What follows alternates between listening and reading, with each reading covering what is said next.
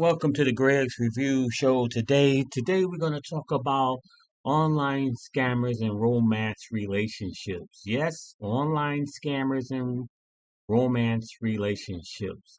Thumbs up, like and share this video. Someone needs to hear this great message. Please support us on Cash App. That's GRC $mantrap. Any donation would be greatly help us with our channel. All of the money that you give us go back to helping our supporting our community. So without further ado, let's get into it. Let's talk about some of these dating scammers things and what's going on.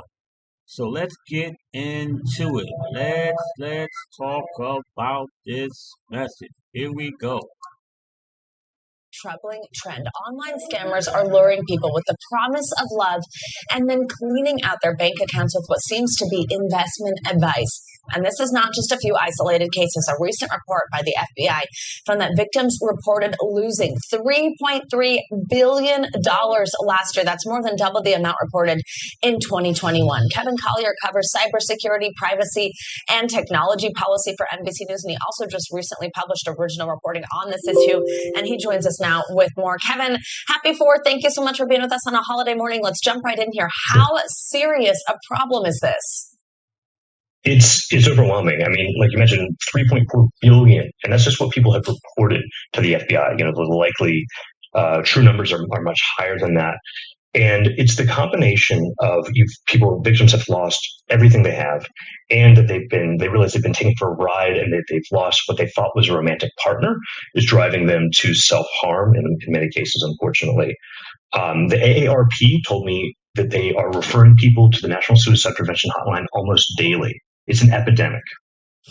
In your story, you also write about, in addition to the aspect of self-harm and some of these just devastating impacts beyond just financial, you also write about the fact that these are getting a lot more complex, harder to spot. I know each is different, but can you walk us through what something like this might kind of typically look like, or some of the hallmarks of these scams? Yeah, it almost sounds a little funny, but it's a combination of, first they have to gain your trust, and often that is like a romantic partner. You start there's an attractive person starts messaging you, wants to switch to Telegram because that's a more unmoderated messaging platform, and then we'll kind of fatten you up for months with just kind of a personal relationship, somebody you talk with every day, often romantic. But then they will casually drop that, I've been making a lot of money investing in these complicated crypto scams. Maybe you didn't get in on Bitcoin early, but you can get in on this. And they will send you an app, and you can watch your money grow. And in many cases, even pull out small amounts. You'll donate $5,000 or invest $5,000, and then you can pull out $7,000. But then once you're kind of hooked, you're investing hundreds of thousands. And then you cannot pull it out. And victims often only realize that they've been had once they've given up absolutely everything, their 401ks, they've taken out loans on their houses, stuff like that. Oh my goodness, just heartbreaking. Those sound like some of the red flags. Tell us if there's anything else specific to be on the lookout for, maybe on the early end. And then what can be done here? I mean, can you call police for help with this? What can law enforcement do to help these victims? Most people probably should call law enforcement, but they should be aware that there are recoveries, but they're rare. There are third-party companies that you can hire to track this down, but most law enforcement I've spoken with say that they don't have any tools we don't have. And often a lot of those companies are also scams. So people will pull out even more money, take more loans out to chase these kind of faulty recovery methods. You can alert the FBI, but a lot of people complain that unless you've lost a substantial amount, the FBI doesn't take up your case, in part because these are so common, they don't have the bandwidth for it. Kevin, fantastic reporting. Really, your article is fantastic. We appreciate you again joining us on a holiday. And because you mentioned that aspect of self-harm, we do want to say if you or anyone you know is struggling, please call or text the Suicide and Crisis Lifeline at 988. Kevin, thanks again. Well, fair use, fair use. Like I said, be careful out there, YouTubers. I thought I'd bring this video to let our YouTubers know that it's crazy out here. You got online scammers out here just taking advantage of our people, and it's real quick. We're going to look at another quick video real fast and see what they're talking about. So without fair use, let's look at this other video real fast. Let's see what they're talking about with this romance game. All right, so listen up. State Farm was trying to charge me $197 for car insurance. No, thank you.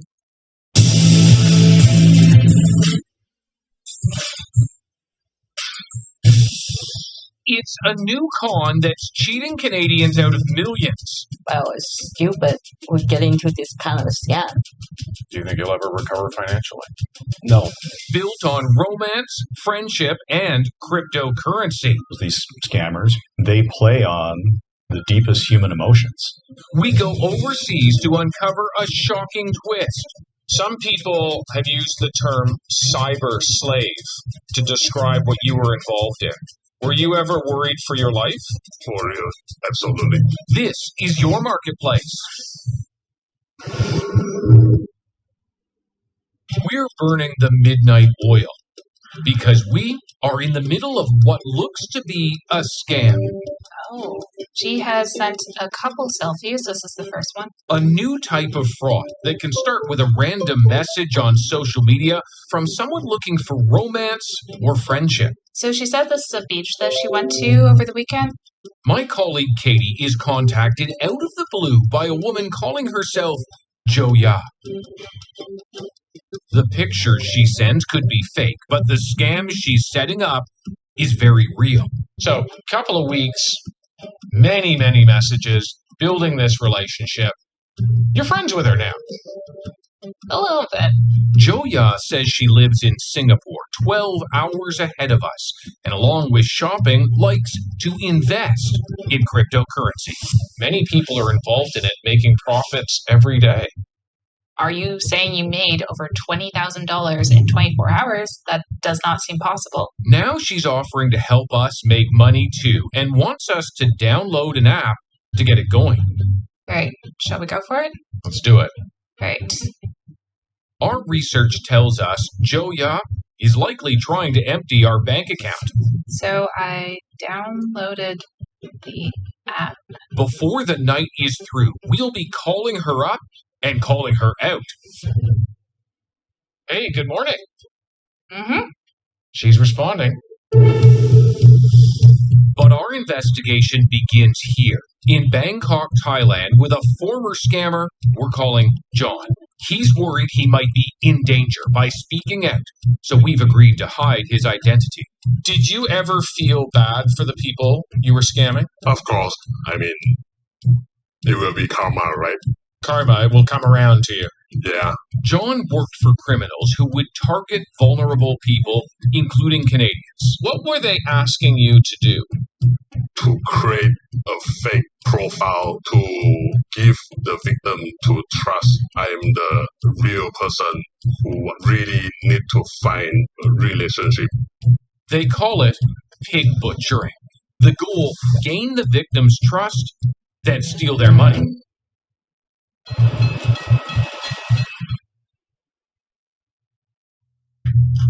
It's exactly what happens to Stephanie Lynn of Edmonton. $500,000 US on my life saving. You attempted suicide. Yeah. I feel I love this person a lot and I trusted him and I put all my money into the project that he wants me to do. And I can bear to lose him. For Stephanie, it starts with a message on LinkedIn from a guy using the name Robin Murray. I'm very cautious about these social media things, right? So if someone wanted to be a friend or connection from Facebook or Instagram, I would say what's their motive. This seems like more of a professional connection, though she does find him attractive. What she doesn't know is that his photos are stolen from someone's social media. They move their messaging to WhatsApp and begin to connect. Stephanie is a retail manager in a high-end store. Robin says he's a marketing manager for a major airline. These early contacts are exciting. I had never had someone call me honey, baby, that kind of stuff, right? It's very sweet. I feel emotionally attached with him. It's all part of the pig butchering playbook, according to our former scammer, John. How would you convince victims to invest? Try to build the relationship and then try to ask him, the victim, invest this application, this website. It's known as fattening the pig. Scammers build trust, then encourage small investments in cryptocurrency to make the victim think they've made easy money. So he asked me to invest, right? And I say that I don't believe this kind of the investment because I heard a lot the story. And he said, you don't trust my love, okay? I'm very disappointed in you, blah, Just blah, playing blah. on your emotions. Yeah. So Robin shares this video, claiming it's where he and his colleagues make their millions with precisely timed transactions on crypto markets. Stephanie is soon cashing in RRSPs, converting dollars to Bitcoin as instructed, watching her money grow on crypto platforms that she has no idea are fake, set up, and run by the scammers. Why did no one tell Michigan drivers about this new rule? If you are currently insured, drive less than 50. It looks on this platform like you're making money. Yeah. At first, That's $10,000. She says you can earn about 120 to 150 US dollars a day. Before we do, we ask for a video call. Instead, Joe Ya responds with a voice message. Of course, we can talk on the phone at any time. But when we do call, there's no answer.